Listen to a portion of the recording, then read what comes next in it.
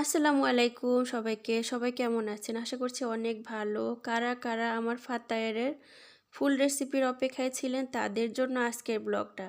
সাথেই থাকুন, দেখতে পারবেন ফুল রেসিপি। এখানে আমি ফাতায়ের বানাবো। তার জন্য কিছু চিকেন বের করে নিব।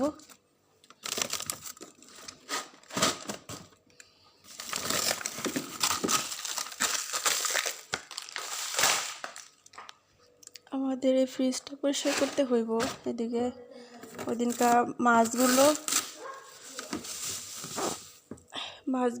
হয়েছে। আচ্ছা, এটা দেরি করলে দেরি হইব, তো এখনই করে ফেলাই। আসলেই সাথে সাথে করলে কি হয়, জিনিসগুলো ক্লিন থাকে, ভালো লাগে। এই যে মাছের গুঁড়াগুলো একটু ফ্রিজে রাখছিলাম, আবার আগের কিছু গুঁড়া ছিল মাছের, ওইগুলো আমরা ডিপ ফ্রিজ উপরে ওইটার মধ্যে রাখছিলাম। এই যে দেখেন, এই যে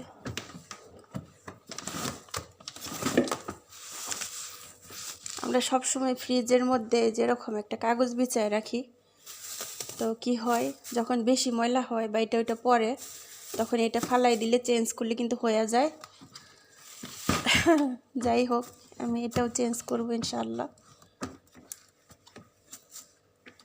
সুবহানাল্লাহ।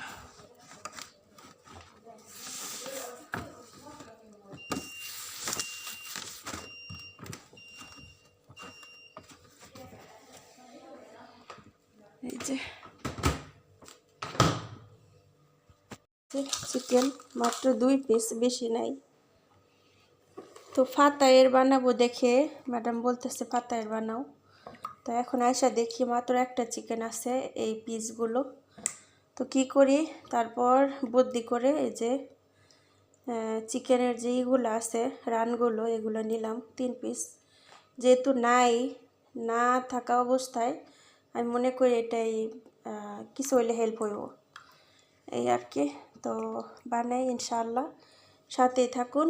আর ফাতায়ের ফুল রেসিপি দেখার জন্য ভিডিওটা সাথে থাকুন, দেখতে থাকুন পুরো ভিডিওটা। তো ফাতায়ের বানানোর জন্য এখানে দেখতে পাচ্ছেন একটি মিক্স বল নিয়েছি। তার মধ্যে এই গ্লাসের 1 গ্লাস পরিমাণ আমি নর্মাল দুধটা দিয়ে দিলাম। তারপর দিয়ে দিলাম 4 চামচের মতো নর্মাল চিনি। তো এখন দিয়ে দিব ইস্ট, এই চামচটা দিয়ে 1.5 চামচ পরিমাণ দিয়ে এখন আমি ভালো করে মিক্স করে নিব।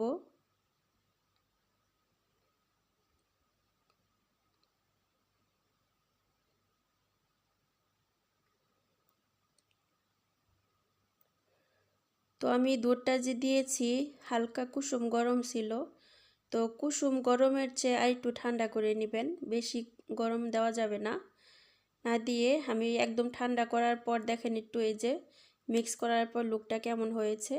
তারপর দিয়ে দিলাম 2 চামচ পরিমাণ সয়াবিন তেল দিয়ে তারপর আবার একটু মিক্স করে নিলাম। এখন দিয়ে দিব পরিমাণ মতো নর্মাল আটা। আপনারা লাল আটা বাদ দিয়ে যে কোনো আটা দিয়ে এই ডোটা করতে পারবেন। তো আমি আটাটা করে দিয়ে দিলাম। আর এর মধ্যে কিন্তু লবণ আমি পরিমাণ মতো দিয়ে দিছি, আপনারাও দিয়ে দিবেন। তো এখন আমি ভালো করে মিক্স করে নিব। তো এখানে মিক্স করার পর দেখেন লুকটা কেমন হলো, মাশাআল্লাহ তাবারাকাল্লাহ। তো আমি মিক্স করে তারপর মাইক্রো ওভেনে গরম একটা স্থানে রেখে দিলাম। তো আমি 40 সেকেন্ড মাইক্রো ওভেনটা অন করে দিব। এখন আধা ঘন্টা রেস্টে রেখে দিও মাইক্রো ওভেনের ভিতরে। আধা ঘন্টা পর চলে আসলাম। আলহামদুলিল্লাহ রাব্বিল আলামিন। এই যে মাশাআল্লাহ তাবারাকাল্লাহ, মাশাআল্লাহ মাশাআল্লাহ মাশাআল্লাহ। তো এখন ফাতায়ের বানাবো, সাথেই থাকুন। তো এদিকে ফাতায়ের বানানোর জন্য এখানে পিৎজার কাটারটা নিয়ে নিলাম, আর এখানে নর্মাল আটা, হালকা একটু সয়াবিন তেল আর বেলুন। সাথে থাকুন। এখন আমি ভিডিওটা একটু লং হলেও আশা করি আপনারা ধৈর্য ধরে দেখবেন। আমি A to Z সব কিছু দিয়ে দিছি, মানে যে কোনো মানুষ চোখ বন্ধ করে আপনারা এই ফাতায়াটা করতে পারবেন। আমি কিন্তু ইচ্ছে করে কিন্তু আমি ভিডিওটা আরও স্কিপ করতে পারতাম, আরও এই ফাস্ট দিতে পারতাম। আসলে আমি আপনাদের বোঝার ক্ষেত্রে কোনোভাবেই ফাস্ট করি নাই। আপনারা আশা করি ধৈর্য ধরে ভিডিওটা দেখবেন আর ফুল ওয়াচ করবেন ইনশাআল্লাহ। তো দেখলেন আমি ফাতায়ের বানানোর জন্য প্রস্তুত হয়ে গেলাম। তো এখন আমি ডোটা নিয়ে হালকা একটু আটা দিয়ে নিচে করে দিলাম। তো এখন আমি একটি রুটির মতো বানিয়ে নিব। তো একদম ভরপুর আটা দেওয়া যাবে না, যেহেতু এটা আবার চুলায় যাবে। একদম ভরপুর দিবেন না, হালকা হালকা যেন ডোটা যেন নিচে না লেগে যায়, ঠিক এইভাবে। তো এখন আমি রুটির মতো বানিয়ে তারপর আমি ফাতায়ের মতো লুকটা দিয়ে দিব। আর আপনারা একটা জিনিস খেয়াল রাখবেন, যখন রুটিটা বানাবেন একদম পাতলা করা যাবে না। যে কোনো আপনার কাই আঙ্গুলের মতো, যে কোনো একটা আঙ্গুলের মতো হালকা একটু মোটা রাখতে হবে, একদম পাতলা করা যাবে না। হয়তো বা আমারটা দেখা যাচ্ছে আমি পাতলা করছি, বাট কিন্তু পাতলা হয়নি, যেহেতু আমার ক্যামেরাটা আমি উপর থেকে ধরছি তার জন্য এরকম লাগছে। তো আপনারা একদম পাতলা করতে যাবেন না, বেশি পাতলা করতে গেলে ডোটা যখন আপনি ফাতায়ের বানাবেন তখন ফুলবে না। তো এটা অবশ্যই আপনারা খেয়াল রাখবেন, খেয়াল রেখে এটা বানাবেন। আমাদের বাংলাদেশে এখন বর্তমানে কিন্তু এইসবের অনেক চাহিদা। অনেকে বিজনেস করতেছে, অনেকে বাসা বাড়িতে বাচ্চাদের খাওয়াচ্ছে, অনেকে ফ্যামিলি ফ্রেন্ডসদেরকে খাওয়াচ্ছে। আসলেই যে কোনো কাজই আমাদের কাছে কোনো ছোট নয়। আর আমরা ইচ্ছা করলে বাসায়ও করে খেতে পারি, যেমন আমি বানাইছি ঠিক এরকম। আর ফাতায়ের ডিজাইনটা আমি নিজে করে নিচ্ছি, আপনারা ইচ্ছা করলে অন্য ডিজাইনও করতে পারেন। তো এখন আমি চিকেনটা আপনাদের সাথে আমি শেয়ার করি না, যেহেতু আপনারা আপনাদের মনের মতো চিকেন কিংবা অনেকে কিন্তু আলু দিয়েও করতে পারবেন। আমি কিন্তু মাঝে মধ্যে আলু দিয়েও করি বাচ্চাদের জন্য, ওইটা আমি ভিডিওতে শেয়ার করি না। চিকেনের বদলে আপনারা আলুও দিতে পারবেন, কিংবা গরু মাংস দিতে পারবেন, যে কোনো কিছু দিতে পারবে, হয়তো বা সবজিও দিতে পারবেন। তো যাই হোক, চিকেনটা আমি হালকা হালকা মশলা দিয়ে পেঁয়াজ দিয়ে ভেজে নিছি, নেওয়ার পর এখন আমি ফাতায়ের বানাচ্ছি। আর ফাতায়ের উপর আমি কিন্তু চিজ দেই, কিন্তু এটার মধ্যে চিজ দিচ্ছি না, যেহেতু আমার ম্যাডাম স্যার ওনারা ডায়েট করে, তার জন্য শুধু আমি চিকেনটা দিয়ে দিলাম।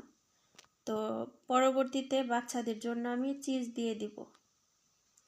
তো মাশাআল্লাহ, তাবারাকাল্লাহ, মাশাআল্লাহ, সবাই বলবেন মাশাআল্লাহ। আর সবাই ভিডিওটা ধৈর্য সহকারে দেখবেন ইনশাআল্লাহ।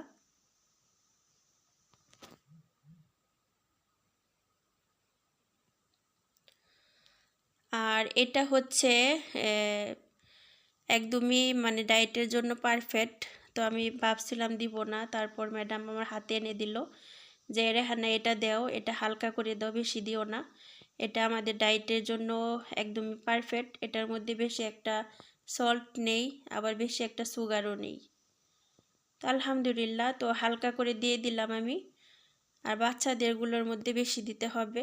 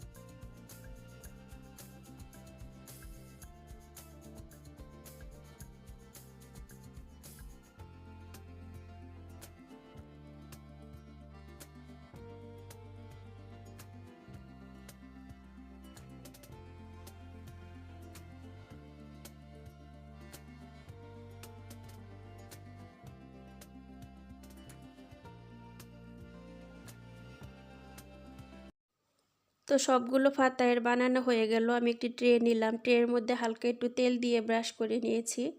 তারপর এখন আমি সবগুলো ফাতায়ের ট্রেটার মধ্যে সুন্দর করে দিয়ে দিব। হালকা একটু ফাঁকা রাখতে হবে, কারণ যখন ফাতায়েরটা ফুলে যাবে তখন কিন্তু ডাবল হয়ে যাবে। তো আলহামদুলিল্লাহ রব্বিল আলামিন। তো আমি এখন সবগুলো একসাথে দিয়ে দিব এখানে।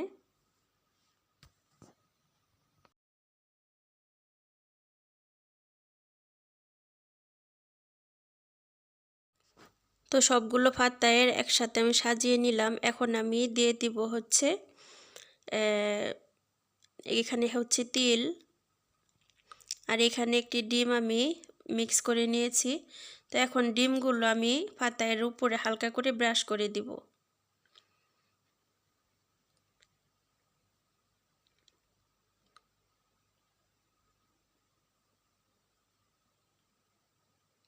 তো সবগুলো ফাতায়ের আমি ডিম দিয়ে ব্রাশ করে নিব।